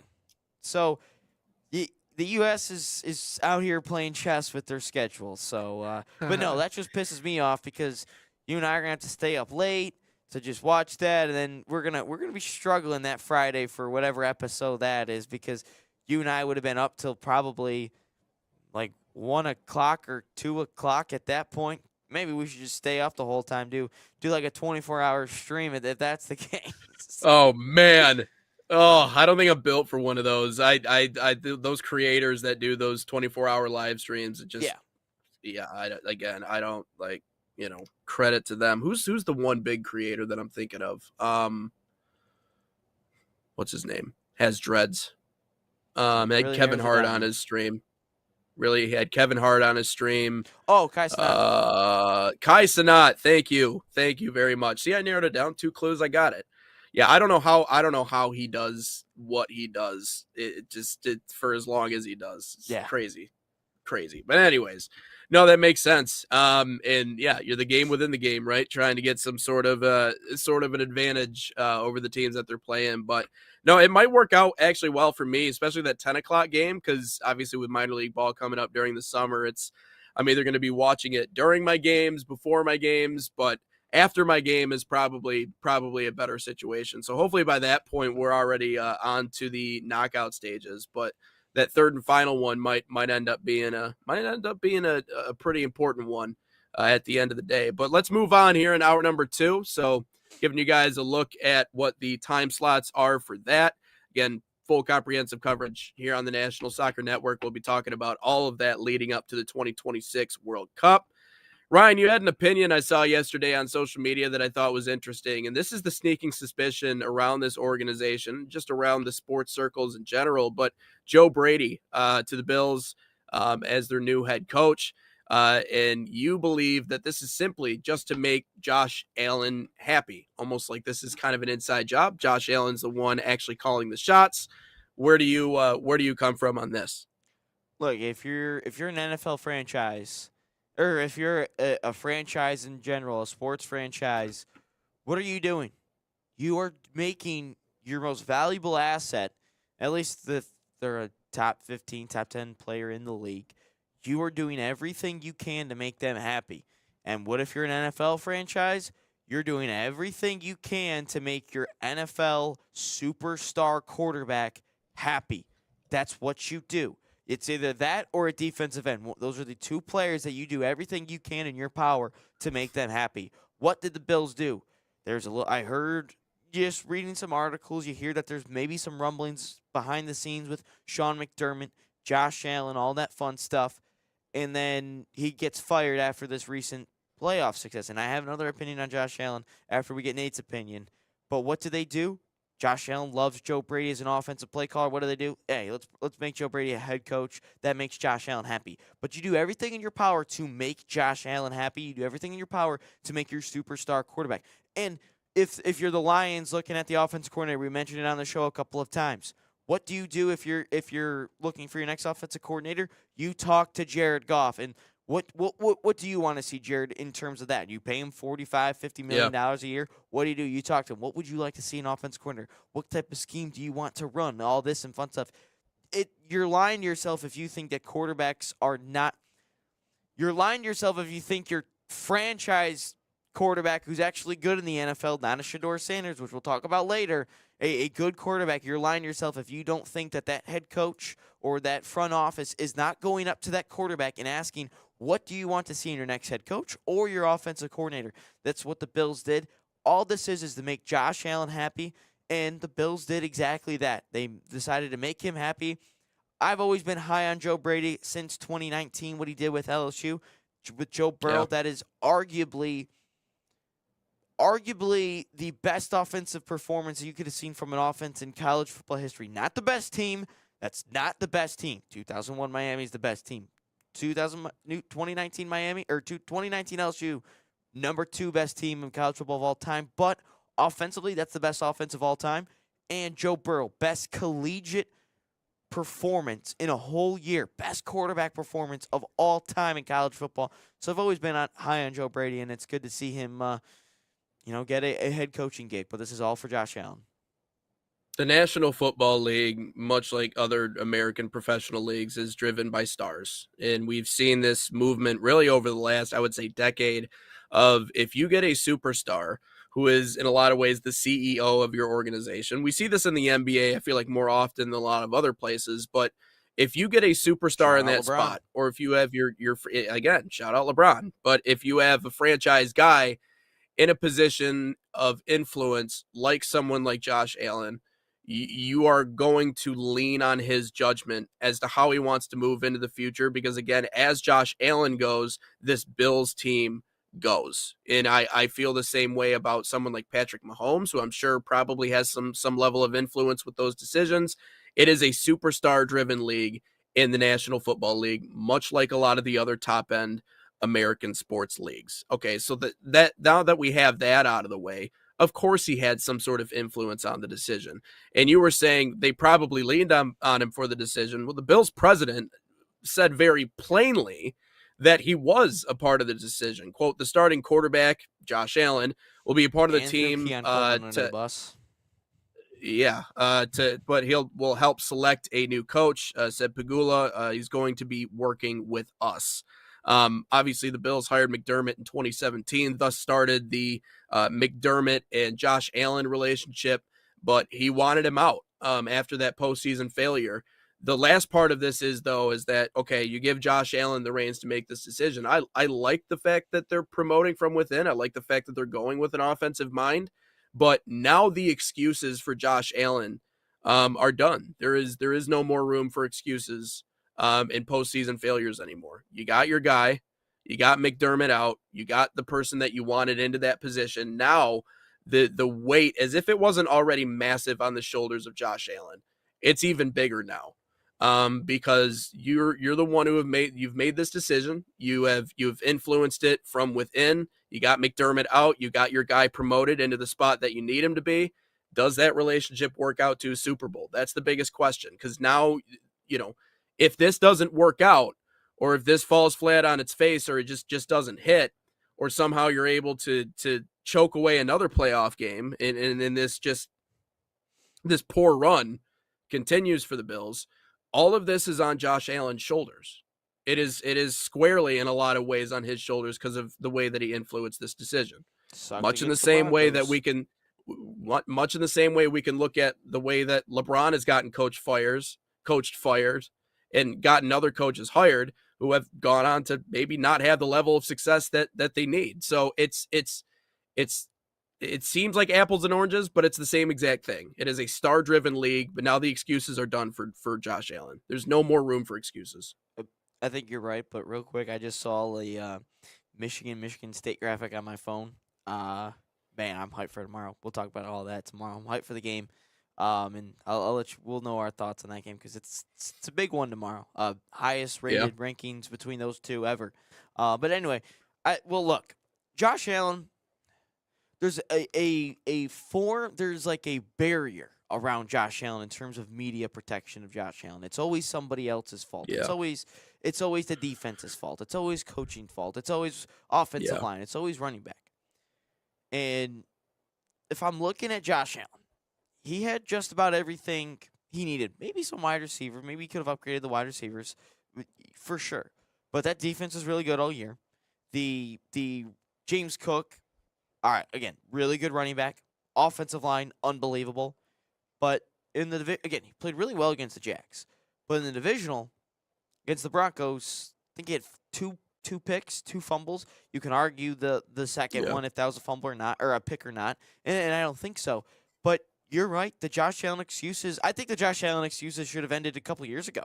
I think you could have argued last year, the year prior. You could have argued that, and you can't. Obviously, you can't argue the Josh. You can't have the Josh Allen excuse against the Chiefs game where it was like 30 points were scored in like the matter of like 2.5 minutes. Like, yeah, that's fine. But if you look at recent playoff moments, I think you can argue that Josh Allen needs to take a little bit more accountability. Yeah, he's crying at the podium about this and that. I let the team down. And, yeah, those could be 100% emotions, or maybe Josh Allen just knows. He's like, man, I'm going to get a lot of blame. I turned the ball over 4 times in this game. Let me just cry a little bit real quick. Let me get some PR so they could back me here. And we're going to, again, I don't understand why some people get some media protection compared to other players and all that fun stuff, but the excuses should have ended a couple years ago for Josh Allen, and in all these playoff performances, he plays well in some and he plays horrible in others. And if we're regarding Josh Allen as one of the great all-time quarterbacks or a top 5 quarterback in the league, then you've got to have a little bit better playoff performances. If we're going to go after Jared Goff for last year's playoff performances, and he played horrible against the Commanders, but he had great regular seasons. But Josh Allen has great regular seasons and sucks in the playoffs. So if we're gonna hold Jared Goff to that standard, if we got to hold Josh Allen to these standards. I saw someone on social media yesterday talk about C.J. Stroud, who god awful in the Patriots game, and they showed this graphic of him where he had 4 picks or whatever. But Josh Allen, after 4 turnovers, gets this graphic shown of where they fail Josh Allen again or something like that, whatever it was, or Broncos advance. You've got to, at some point, we got to show a little bit of consistency. That's all people want in this world is consistency. They don't want double standards. That's why when we talk about soccer and refereeing decisions, we want just consistency. You hear that all the time. And for fans and everything, everyone just wants consistency when it comes to everything in terms of sometimes the GOAT conversations, who to bet conversations, because we're going to turn that into a big household name. Like we're looking at it. We held Bijan Robinson to certain standards because of his offensive line. We held Jahmyr Gibbs to certain standards because of offensive lines and their offenses. That's why Nate and I we're the ones we be keeping it real on this show. We're not sugarcoating nothing. We don't tell the people that Ryan Clark should be a candidate for the Steelers head coaching position. We don't say that. Shout out Stephen A. Smith. Sometimes he's just dumb. But no, that's all we want is consistency. Shout out Ryan Clark for still being able to think and walk and talk and all that, and knowing that he has a clear brain. I don't know how that's possible. I mean, shout out to Jonah Hill gif. Yeah. But did you see the clip of him saying if it was one-on-one him and Derrick Henry that he would make the tackle every single time? Did not. Did you see that clip on social media? Ryan Clark and Derrick Henry? Very, very entertaining if you can go back and find that one. But for what it's worth, I believe Ryan Clark. Because they literally changed rules in the NFL because of players like Ryan Clark and that Steelers defense once upon a time. Like, he was one of those old school defensive backs that, like, he didn't want to hit you. He wanted to destroy you. And destroy he did during his time in the National Football League. But no, the comparison that always blows my mind, and we'll never get away from it so long as these two are playing, is the Lamar Jackson and Josh Allen conversation. I mean, yeah, you can put all the regular season stats up there that you want, but at the end of the day, Josh Allen has found a way to choke away everything in the postseason. He's not a winner when it matters. Josh Allen is a winner in the regular season. He's made this team a perennial contender. He's put them in really good positions. But every single year, there's a new excuse for the Bills organization, for the Bills franchise, as to why they weren't able to get over the hump. First, it was Mahomes. Then it was this year, and Josh Allen turned the football over 4 times and really just kind of wasting away that opportunity in the postseason. There's always something. There's always a hump to get over. But if you continue to fail and fail and fail again, at some point, whether this be in life or in sports, you have to be willing to look in the mirror and look at your own reflection and go, hey, maybe this is why we're not winning these games. Maybe look inside. Maybe this is why. Like, there has to be something on the inside as to why they can't break through. You can't just continue to point fingers elsewhere. So that's when this organization's like, you know what? Fine. You've been working under the guy since 2022. Let's make him the head coach, and this one's on your shoulders. I know they probably had their own people in there going, maybe we should go this way, maybe giving a little bit of pushback. But at the end of the day, again, as we talked about, this is a Josh Allen conversation. So the excuses to your lack of success in the postseason and not having at least one bowl at this point, which it's been a long time of this team looking good, getting into the playoffs, and not finishing it off with a Super Bowl. This one, like I said, it's on Josh Allen's shoulders squarely. Yeah, I would agree. I just read a tweet about what we're going to talk about next, and I don't know if you've watched Last Chance Hugh, right? I have, yeah. It's one of my favorite shows. The best character in all of it, JB, from yeah. Coach Indy. He just did a quote tweet of it, and it's full Coach JB. Like, yeah, it's fully him. But no, it's that guy's awesome. Unfiltered. We got to have him on the show. How about that? That'd be awesome. I'd love to have Coach JB on here, dude. He's so entertaining. Like, I just like that he keeps it real with everybody. That's all I like. And who was the East Mississippi guy? Buddy Stevens. He was Buddy Stevens. Yep. Yep. But I just thought all that stuff was entertaining on Last Chance U. But yeah. College football coaches are madmen. All of them are madmen in their own ways. But we'll move on to our final segment here. All that coming up next, right here on Inside the Game.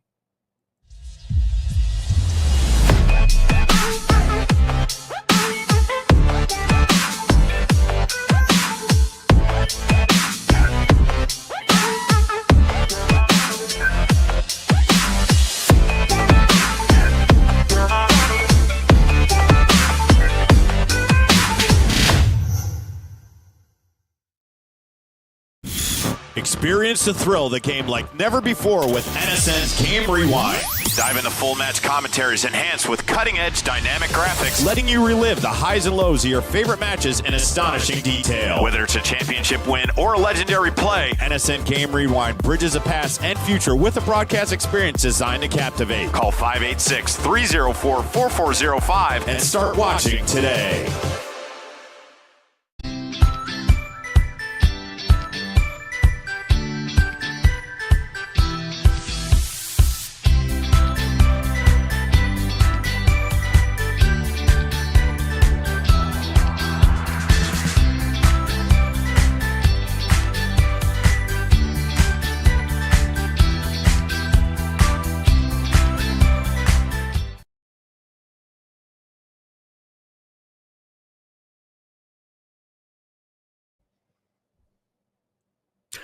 If we're back in on Inside the Game, episode 218.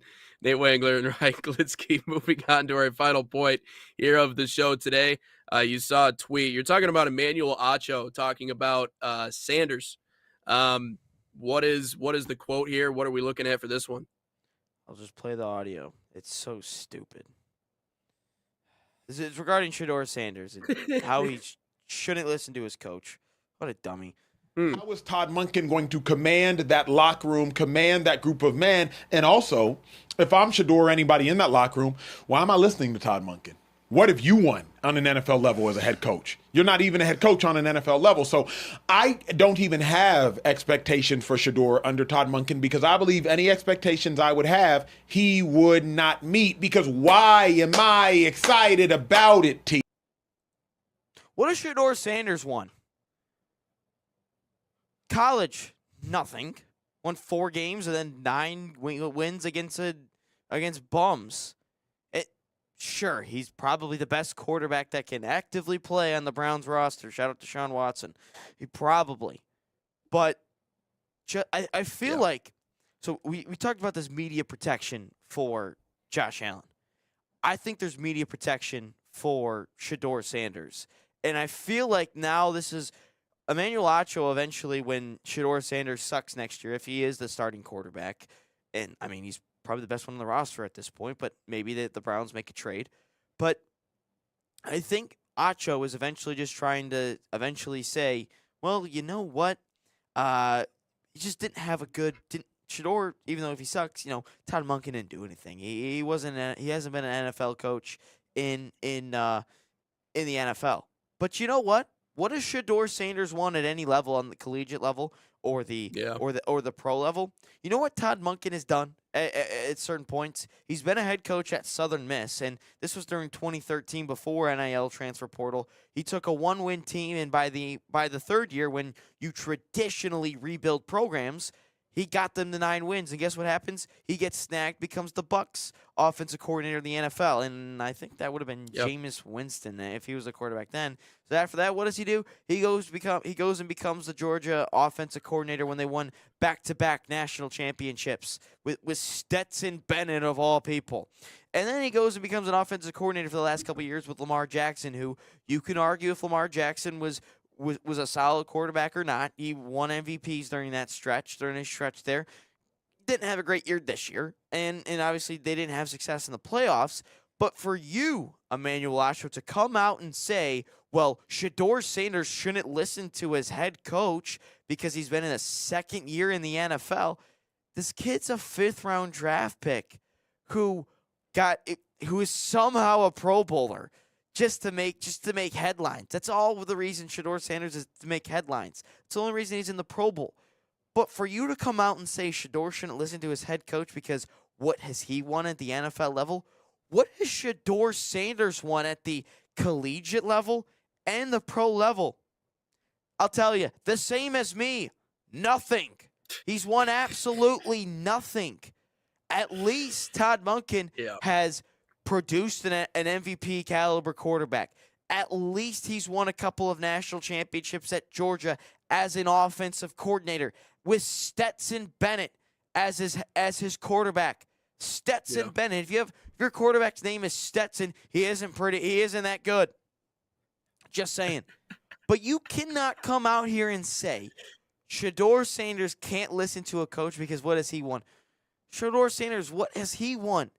And again, there's this media protection that will set up Shedeur Sanders because, well, Todd Monken's a first-year NFL head coach. That's all this is. Well, I'll let you know something. The Browns are idiots as an organization and as a franchise. So it's gonna be a mess the whole year. But you can't come out and say he shouldn't listen to a head coach. What NFL quarterback actually can come out and tell a head coach, yeah, I'm not listening to you because you're an idiot? Patrick Mahomes, maybe.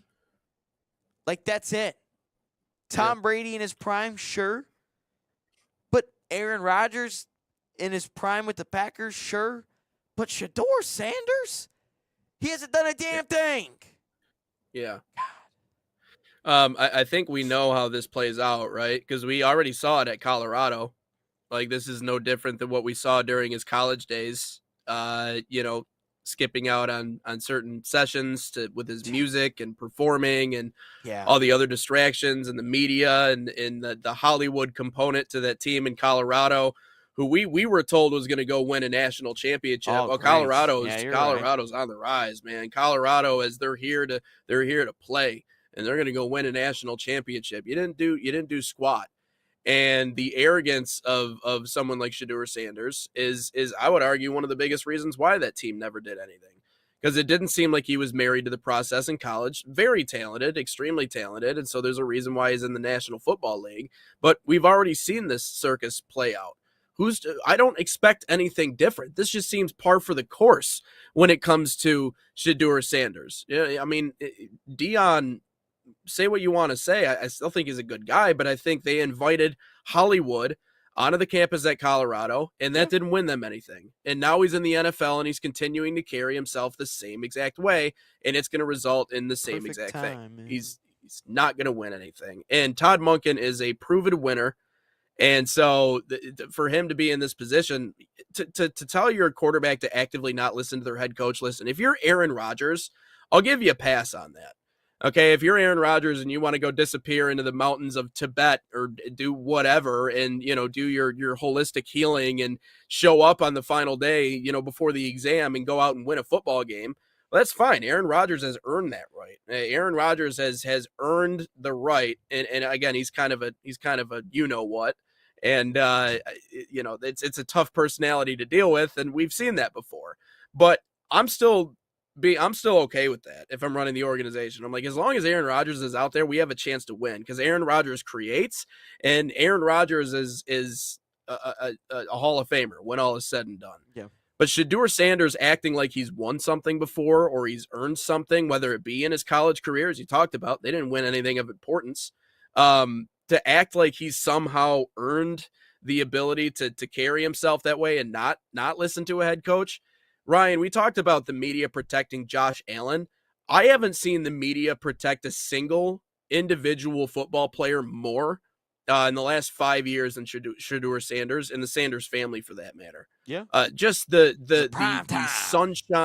sunshine blowing up the you-know-what of Colorado's football program, and then following Shedeur into the NFL, there is no family more protected by the media outside of the James family, right? LeBron James obviously is Yeah, you true. talk about it like he's the number one thing in the media because ESPN understands what the ratings look like. Like LeBron is going to take up half of our conversation every day because LeBron gets clicks. Like people are just that enamored with LeBron James. But the other part of it, the Sanders family. If he didn't have the last name Sanders, no one would even know the kid's name. No one would even care. You like take the same qualifications, take the same what he did at Colorado and everything leading up to it, and give him the name Caleb Smith. No one is even talking about the kid. No one even cares because he's so irrelevant in the grand scheme of things. But the NFL, like I said, by hook or by crook, they're going to do everything they can to just make it all about the superstars. It's turning into Hollywood. And Shedeur Sanders, maybe to his credit, is a part of that Hollywood. There was a couple weeks ago where Jamel Hill, I don't know if you know who she is, but she's on, she used to be on ESPN or still is, I don't remember what. But she said, because obviously Kevin Stefanski, now that new head coach with Atlanta, she said, basically hinting at, well, Deion Sanders should be the Atlanta Falcons head coach because the city of Atlanta loves him and they don't know who Kevin Stefanski is and all that fun stuff. I do not. If I'm a Lions fan, and Barry Sanders somehow is a college head coach at Oklahoma State, and he does an okay job, kind of just hovers around 500, and the Lions all of a sudden need a head coaching gig, I'm not calling Barry. Deion Sanders, all this Sanders family does is suck at the game of football, except Deion. He was a really good football player. But ever since Deion has retired from the NFL, Deion sucks at coaching football. Shedeur Sanders sucks at playing. Shiloh Sanders sucks at playing. Then he gets on an NFL roster, fights some dude, and then he gets kicked out. I think it was the Bucks. But you can't come out here and protect this family so much when they suck at the game of football. I'm not saying Deion sucked at it as a player. He was really good at a player. But in the 2020 decade, this family has sucked at the game of football, whether that's coaching or playing. I don't understand this media protection of this whole family. Shiloh sucks. Shedeur sucks. Primetime sucks at coaching at Colorado. And it's like, what makes Shedeur, or what makes Deion think he should be a head coach of the Falcons? Nothing. Why? Because the city of Atlanta likes him? I don't give a shit if Barry Sanders is in the running to be the head coach of the Lions. I don't want him unless he's proven something. Deion has not proven anything. Shedeur has not proven anything. Shiloh has not proven anything. This whole family is just protected by bubble wrap by everybody because it's prime time. We got the watch, perfect timing. So what, you beat Colorado State? So what, you beat TCU, that sucked? So I think Nebraska actually beat Colorado. I think Nebraska beat Colorado when they played. It's like, I'm sorry, I can't keep going anymore. This family just pisses me off. Like, it's just so annoying at this point. Well, and if So Jamel annoying. Hill knew what she was talking about, she'd know that Deion said he never plans on going back to the NFL. He's not interested in getting an NFL job. So we see this. Yeah, we see this. So, like, just because you were a good player doesn't mean you're good in the front office. Doesn't mean you're good at coaching or anything else along those lines. Just because you were a good player. And Deion's a legend. Like, I don't want to take anything away from Deion Sanders, but the Hollywood. Everyone thought Hollywood would fuel this family into winning a national championship. It doesn't. It doesn't. It doesn't. You're just simply adding distractions, and that's the part that really surprises me the most, Ryan. And maybe because for Deion, he was so athletically gifted and raw. Because you think about it, Deion could have played baseball professionally too. Like, he was really kind of the next. If there's any sort of close comparison to Bo Jackson, which I don't think there is, but if there was anybody that really was kind of in that conversation of being someone who could make a career out of multiple sports and do it well, Deion Sanders was the other guy on that list. I think Bo Jackson, I think Deion Sanders is another great example.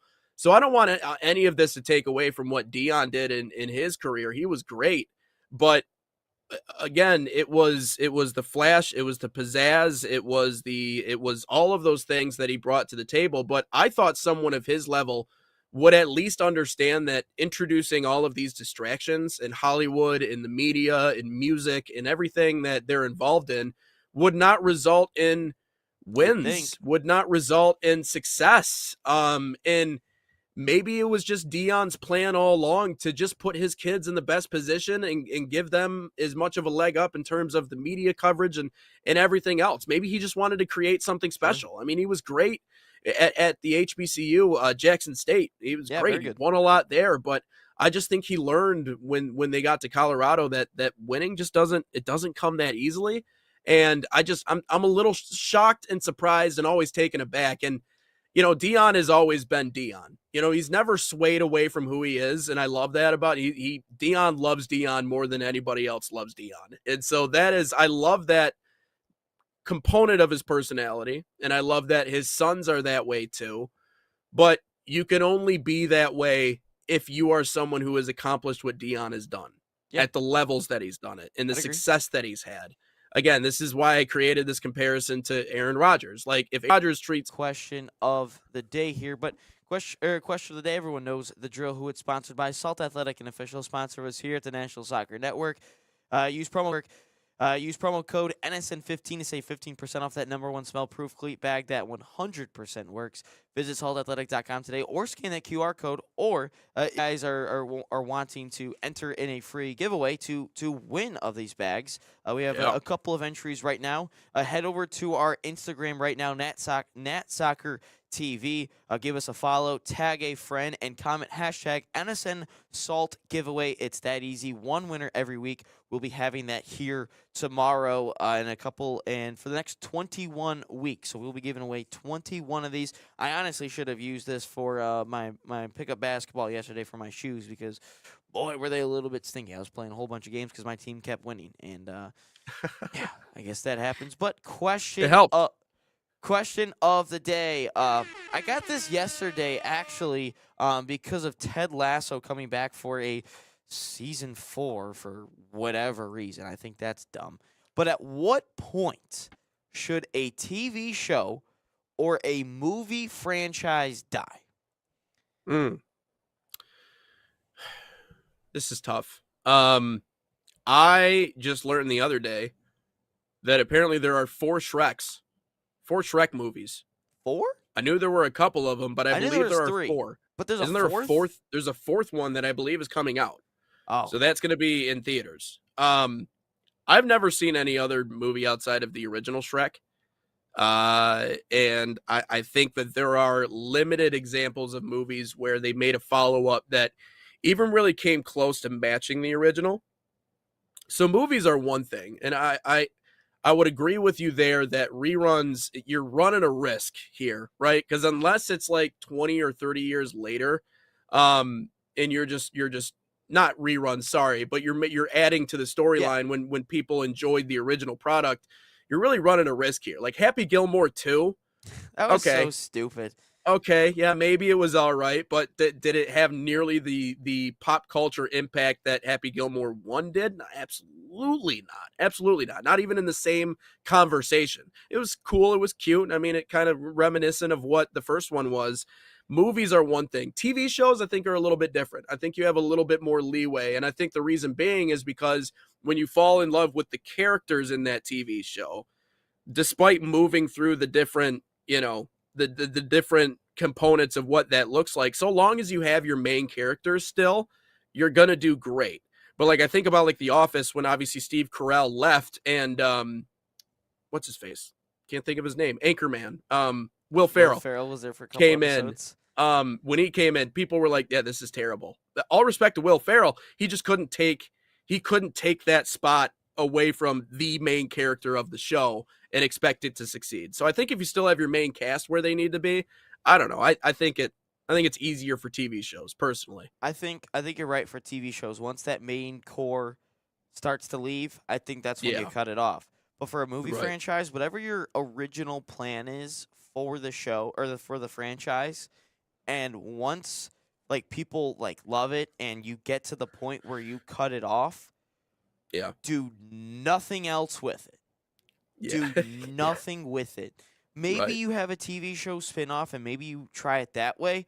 But like if I'm looking at Star Wars, for example, the original 3, and whenever you tie any show or any movie, shout out Revenge of the Sith, shout out Rogue One, whenever you tie something into the original trilogy, everyone loves it. But the moment that you start doing different timelines and introducing different characters, then it starts to get off the rails a little bit, and people don't like it as much. I think the prequels get a little bit more hate than it should. But the sequels, garbage everywhere. Shout out to Mandalorian, by the way. Amazing. But again, that also ties into the original 3, so it's weird. It's weird, but you tie it into the original 3, it all works. So once like the Avengers, for example, once Endgame happened, everything else has been kind of just awful. Now you're starting to see it start to make its way back, and I forget when Endgame came out, but like everything after the fact sucked. So for TV shows, once that core group heads out, cut it. And then for your movie franchise, the moment your original plans, like whatever you have planned, whenever that ending comes, you cut it. You don't do anything else. Or unless you tie in some movie or TV show that ties into that original trilogy or original set of movies, then that's fine. But after that, cut it. Cut your losses. Yeah.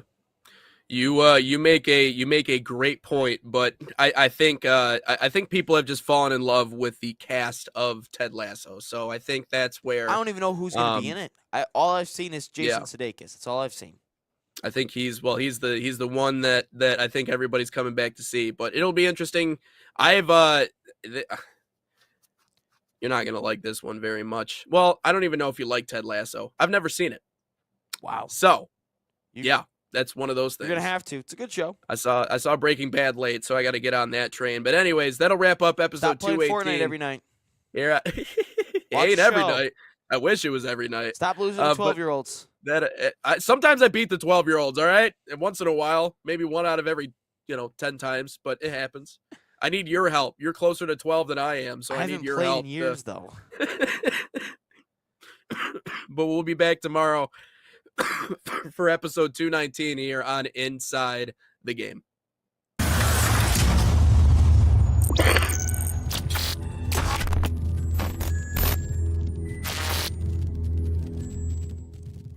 From the biggest matches to the hottest takes, Jonathan Turner and Nathan Wenger bring you the stories, the analysis, and the edge you won't get anywhere else. Streaming live weekdays at 9 a.m. on YouTube, Roku TV, Facebook, Twitter, and all major platforms. No filters, no fluff, just real talk, real soccer. This is Inside the Game.